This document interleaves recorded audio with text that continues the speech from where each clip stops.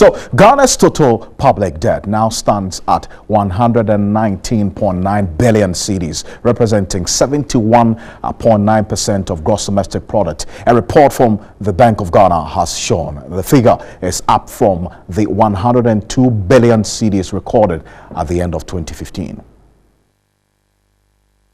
The summary of the economic and financial data report from the Bank of Ghana indicates that Ghana's total public debt as at October 2016 was 114.9 billion cedis, representing 68.9% of GDP.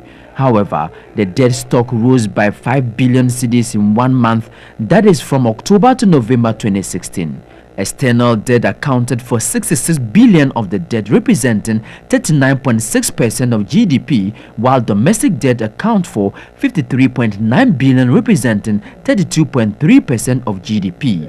The executive director of the Institute for Fiscal Studies, Professor Newman Kusi, believes Ghana's public debt is very high and called on the new administration to come out with measures to contain it. It increases the debt servicing cost, particularly the interest payments.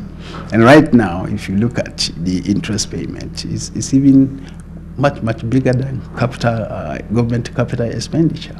And this has come about because the debt stock has increased significantly in the last 3 years. The International Monetary Fund reckons Ghana's debt to gross domestic product of 71.9% as extremely high, especially among lower middle income countries.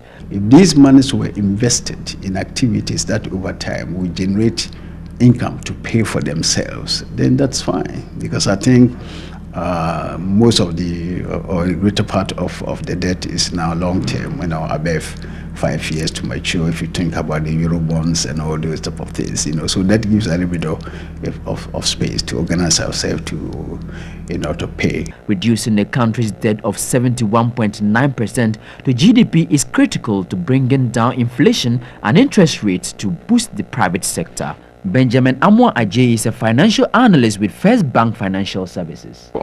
We have to find a way to reduce the debt stock. I think it's the single most important risk to our economy at this moment, because we seem to have put all our other things in check. Inflation is on the decline, interest rates are lower, even the balance of payment is in a surplus for the first time, since in about 6 years. So the main issue right now is the debt, and we have to find a way to deal with this.